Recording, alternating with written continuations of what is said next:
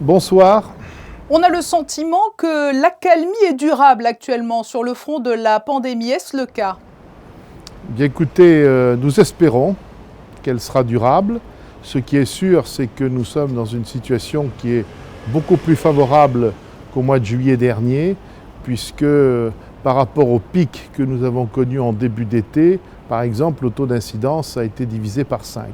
Pour que cela continue, eh bien, il faut qu'on respecte un minimum de choses, et notamment toujours les gestes barrières, et qu'il y ait plus d'habitants, de résidents de la principauté qui aillent se faire vacciner. Alors, nous y viendrons justement sur ce point, la vaccination. Mais avant toute chose, peut-être, ce que tout le monde attend, ce sont donc les nouvelles mesures. La situation actuelle permet un nouvel allègement. Il est tout d'abord question du port du masque, qui, il faut bien le dire, fait débat. Oui, alors, nous savons qu'il fait débat, parce que nous savons que c'est vrai, il est nécessaire dans certaines circonstances d'avoir le masque, mais on sait que ce n'est pas agréable pour quiconque. Bon, ce qui a été décidé par le souverain sur proposition du gouvernement, après l'avis du Conseil national qui a été consulté, c'est que dorénavant le port du masque en extérieur ne serait plus obligatoire, qu'il serait réservé à certaines zones qui sont particulièrement denses, comme la place du marché, comme l'esplanade qui est devant le carrefour, ou comme la gare et les allées qui desservent la gare. Ces endroits-là connaîtront une obligation de port du masque. Mais à l'exception de ces endroits, qui seront bien sûr énumérés, le port du masque ne sera pas obligatoire en extérieur. Bien entendu, il demeurera obligatoire dans les endroits intérieurs qui sont ouverts au public. Comme par exemple pour les spectacles ou événements sportifs? Absolument. Qu'en est-il? C'est une question que se posent beaucoup de parents. Qu'en est-il du port du masque en milieu scolaire et notamment pour les plus petits en primaire?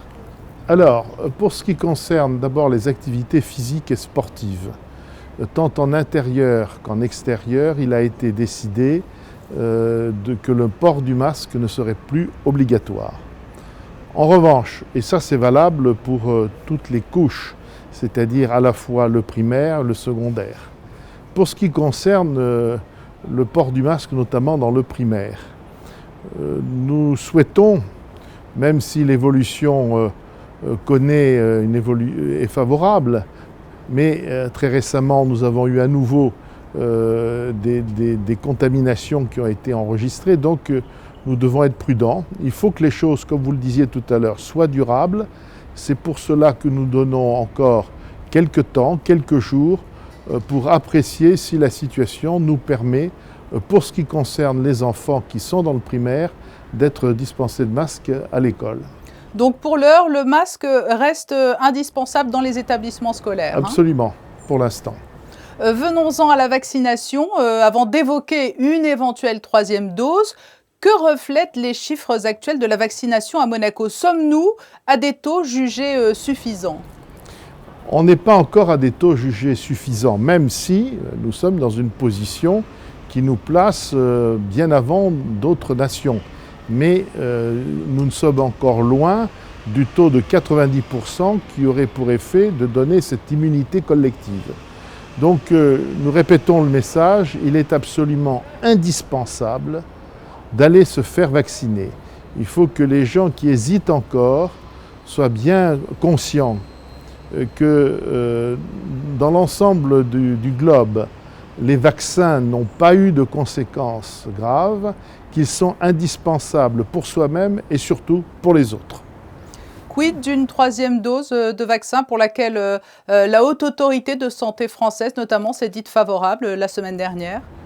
Alors absolument, il y aura dorénavant la possibilité pour les personnes de plus de 65 ans de bénéficier d'une troisième dose dans le sens que vous avez indiqué, à savoir l'avis qui a été rendu par l'autorité de santé française.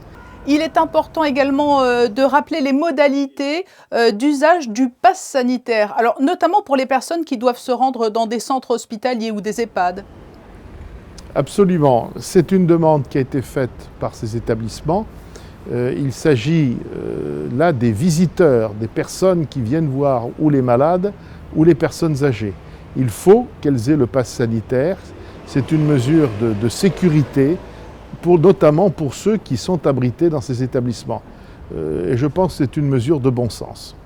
Pierre Dartout, merci pour ces précisions autour de ce nouvel allègement des mesures sanitaires. Merci à vous.